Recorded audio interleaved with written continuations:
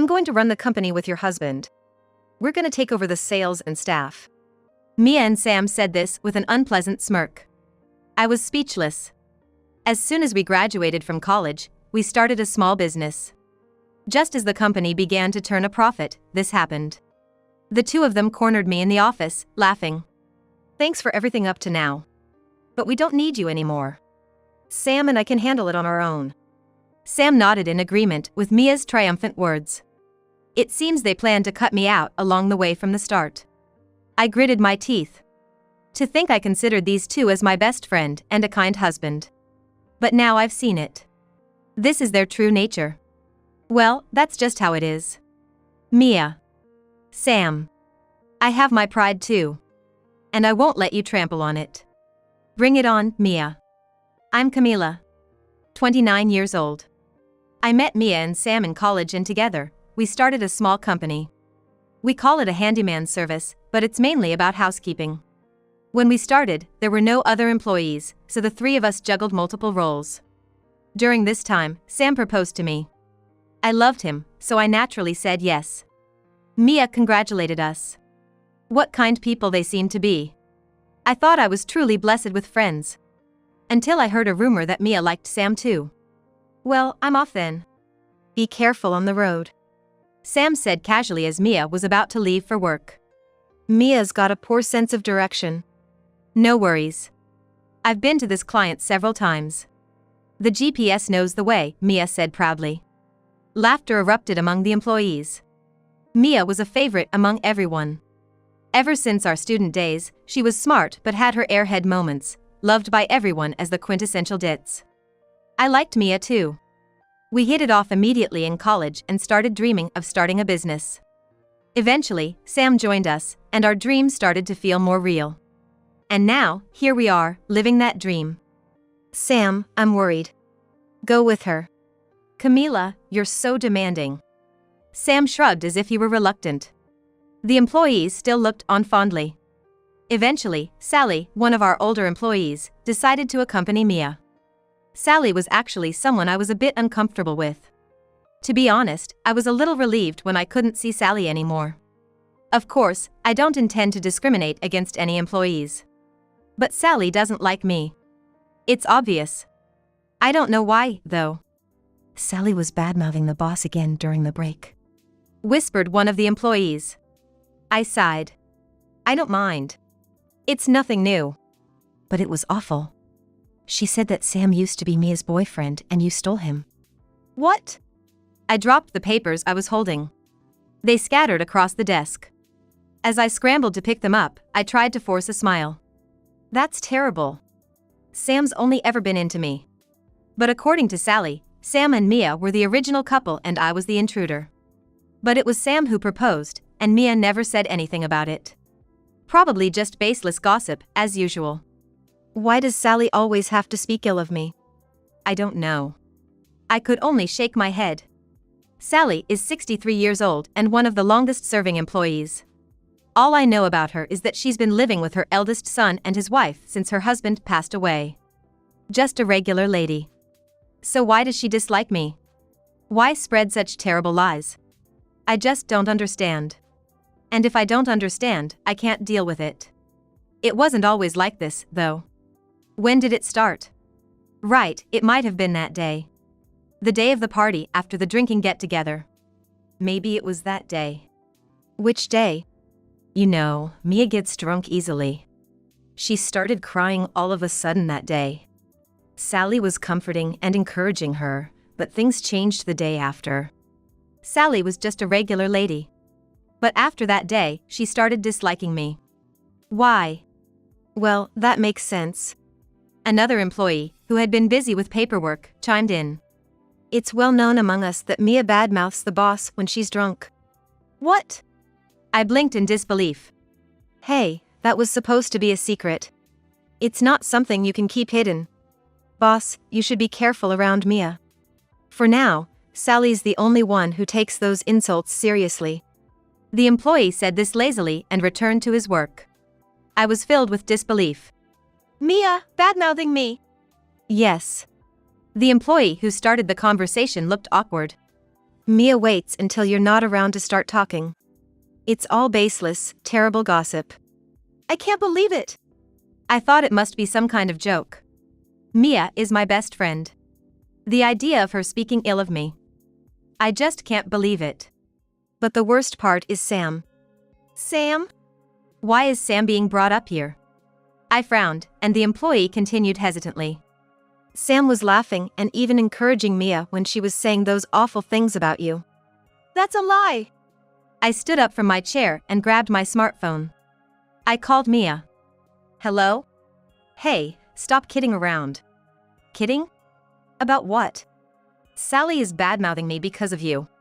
Isn't that awful? Well. Mia paused, seeming to ponder. I was desperately hoping that Mia would proclaim her innocence. There's no way Mia would betray me. Hey, Mia. Oh, come on. Mia's voice was as cheerful as ever. I felt relieved. It must be a lie, what the employees said. Sally must have been badmouthing me so persistently that everyone decided to make up this joke. Really? Everything's been found out. What? I sounded dumbfounded. What did Mia just say? I was planning to slowly turn people to my side, but since no one's biting except for Sally, maybe it's time for a different approach. What are you talking about, Mia? Just kidding. What? Mia burst into laughter the next moment. Don't take it seriously. We're friends, right? I would never do something like that. Right. I slumped back into my chair, feeling drained. The employees looked worriedly at me. Mia was still laughing on the phone. Innocent, charming Mia. She was like everyone's idol. She's still popular among the employees. And I liked her too. Liked her, I suppose. It was all a lie, right? Yeah, all lies. Mia affirmed my words. But Sally's attitude and the rumors among the employees left me confused. What's the truth? I had no idea. About Sally. I hesitated. Honestly, I didn't want to have this conversation. But Sally's attitude towards me is strange. I plan to talk to Mia and Sam about it. What's wrong? She's just so tough on me. I think it's going to be hard to continue working with her. You're not thinking of firing her, are you? Sam looked at me sternly. Mia's smile had vanished too. I couldn't look them in the eye and cast my gaze down. But her badmouthing is just too much. It must be hard to hear such things. Mia sympathized. She's kind after all, I thought. But then Mia said something unexpected. It's funny from the sidelines, though. What? Never mind. Camila, think it over. Sally is our ace, and we've known her for a long time. It'd be cruel to kick her out now. I agree. Their opinions were the opposite of mine. Certainly, Sally had many clients who specifically requested her. And she was the first employee we hired after starting the company. I do have feelings for her. But, like I said before, Sally's harshness towards me is because of Mia. There are rumors about it. If Mia's reputation falls along with mine, that can't be helped. Mia said, looking troubled. Because it's true. Mia. I sighed. Lately, Mia seemed to enjoy teasing me. As if she was manipulating Sally to take my place. Such a thing can't be true. Camila, you're too trusting. Sam said out of the blue. I looked at him in surprise and saw an unpleasant smirk on his face. What Mia is saying is true. I was dating Mia before. Sam, too? But then Sam got greedy. He saw that Camila was better in both performance and popularity. She was the only choice for president. So he left me for her. The two took turns speaking, uttering words I didn't want to hear. Stop it! But Camila, you're too naive. You can't survive in this business world filled with cunning competitors. Stop it! I shouted. My throat was burning. As I rubbed my throat, Mia started laughing. Just admit it, Camila. It's all true. I've been feeding Sally stories, and she's been taking them as gospel. I shivered at her words. That's crazy! Why would Mia do such a thing? It's obvious, isn't it? Mia's lips twisted as she spoke. You stole Sam from me. Not just that, at school, you were always ahead of me in grades. Everything. Because of you, I could never be number one. But Mia, you were voted the most beautiful girl in college. That's because I worked hard, pleasing everyone and being charming. But what about you? You got into the top 10 without any effort. That's not fair. Who's being unfair here? I had forgotten the pain in my throat. Tears were streaming down my face. Stop crying, it's pathetic. Exactly. Mia's the best, after all. I chose the wrong partner. Yeah, you did. Mia said, glancing sharply at Sam. She must have resented him for being able to switch sides so easily. But then, in the next moment, Mia turned to Sam with a sweet voice and a smile. Welcome back, Sam. No way! Mia, what are you really saying? Well, maybe we don't need Camila anymore to run the company. If that happens, Mia could be the president, and I could be her assistant. You're not interested in being president yourself? I don't want a position where all the responsibility is dumped on me. I'm more suited to be the number 2. Sam said this nonchalantly. Oh. This is a lie. A nightmare. I need to wake up soon. I can't bear this any longer. As I crouched down, crying, Mia suddenly said, Hey, Camila. If you think you've done something wrong to me, I'll give you a chance to atone. Atonement? What have I done wrong? Is it about Sam? I truly didn't know. But if it's true, I feel sorry. Just as I looked up, Mia said, Give me the company and your husband. Saying that, Mia smiled. We're gonna take over the company. We'll take the sales and the staff. The two of them laughed triumphantly. It was a terrifying smile. I finally realized. They used me, and now they want to kick me out of the company. Thanks for everything up to now. But we don't need you anymore. Sam and I can manage on our own. That's right. I'm gonna remarry Mia, so we don't need you anymore. Something snapped inside me at their words. They're taking liberties. I have my pride too. And they're trampling all over it. I won't just leave quietly. I glared at them without a word. Then I smiled at them. Do as you please. Oh, how noble of you. I slipped past them and left the area. Mia still looked triumphant. She must think I'm quietly accepting defeat. Let her think what she wants. We're not friends or anything anymore. Sam, I'll write the divorce papers. Just like that? Sam seemed a bit taken aback. Don't you see my charm? It doesn't matter. Mia crossed her arms with satisfaction. I turned back to them and said, Now I can go abroad without any worries. Huh? Mia let out a ridiculous voice. What's that? I got a job offer from a company. They wanted me as a head because I'm responsible for the company, but it doesn't matter anymore. Yeah. Go wherever you want. Mia added in a low voice. By the way, which company is it? It's. I mentioned the name of a company. A globally renowned corporation that even children would know in this era. Mia raised her voice and expression. Why are you the only one getting scouted? I didn't get any offers. Neither did I. Sam said, looking confused. You're just an add-on. Mia's blunt words seemed to hurt Sam. Really? Even though Sam was like a little chit always following behind Mia and me. Sam was like an assistant or something. He was always following behind us like a little chick. Even Sam seemed upset by Mia's way of speaking. Mia isn't being called either, right? That's right. Camila and I were partners. We've come this far together, so why is only Camila getting approached by such a big company? Let me tell you. I said with exasperation. Mia may have been in charge of publicity and the flashy jobs, but I was the one doing the crucial, behind-the-scenes work. Like sending emails to clients, for example. Mia always found it bothersome, but I sent thank you emails to all our clients. I was happy they chose our company and wanted them to use our services again. I kept sending emails expressing gratitude. Then, one day, a client replied. They had a grandchild working at that big company and talked about my work. That led to them wanting to meet me. She went abroad alone last month, right? Sam suddenly remembered. Why didn't you say that earlier? Well, I thought it was just a trip. Sam was backpedaling. Mia looked furious. Until just now, she thought she had one. But it turned out to be another defeat against me. That's why I'm going overseas. I waved and left the office. Mia's screams echoed behind me, but I ignored them. After signing the divorce papers as promised, I arranged for movers. Oh, I've got an idea.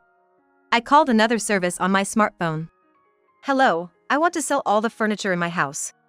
Negotiating was second nature to me. I finished the conversation swiftly. Then, there was a sound at the door. Sam had come home. Camila. What is it? The house is yours, but if you're going overseas, you won't need it, right? So, don't worry.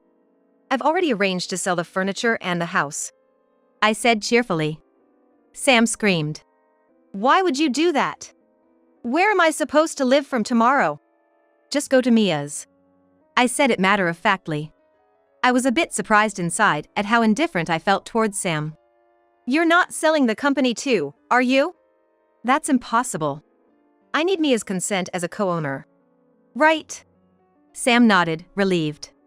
Mia will run the company alone from tomorrow. Be careful. She doesn't do anything that seems troublesome. That's not gonna scare me. Just advice, I said and went to the kitchen. I'll make dinner. Huh? We're still married until the divorce is finalized. And I'm not going to slack off as a wife. I've always made meals, no matter how busy I was. Never neglecting housework was my pride. Today would be the last time I'd cook for Sam. Well then. The menu was beef stew. I splurged a bit on good meat. I carefully sautéed it with onions in butter, adding a tomato salad and juice to complete the meal. We ate facing each other. There was hardly any conversation. But one thing Sam said lingered in my mind. This is the last time I'll eat your cooking, huh? Was it good? Just average. Sam, ever childlike, never complimented my cooking in the end. Still, I was satisfied. I had remained a good wife till the end. The next day, after confirming that the divorce papers were processed, I headed to the company. The office was buzzing. When I entered, an employee rushed up to me. Boss! Is it true you're being pushed out of the company? It's true. I once again shared that I was leaving the company and heading abroad alone. A murmur ran through the staff. Boss is amazing. Boss, we can't run this company without you. I'm quitting this company. What are you saying? I tried to calm them down. But all except one insisted on leaving the company. I'll stay. Of course, Sally said that. The youngest employee looked at Sally with disdain, opening their mouths to say something, but I stopped them. Instead, I spoke. Sally. What is it? Her curt response didn't faze me, I was used to it. In fact, the thought of not hearing her voice anymore made me feel somewhat sad. Mia is flashy and likes to be the center of attention. Sam is indecisive and rarely takes initiative. Please take care of those two. I don't need to be told. She glanced at me and nodded, as if she had always known. Even if I'm the only employee left, I'll support them. I'm not like the other fickle staff. What did you say? Stop it. I held them back, looking around the office. I had grown the company well. What will become of it without all the employees except for Sally? I won't be here to see it. What are you doing in our company? Mia's voice rang out. This place was no longer where I belonged. I left the office as Mia's footsteps approached. I headed to a restaurant specified by the client who introduced me and their grandchild. We parted with smiles. But I didn't take up their offer. I still had things to do. What do you think you're doing? Mia stormed into my office while I was working. I looked at her from my chair. What is it? Weren't you going overseas?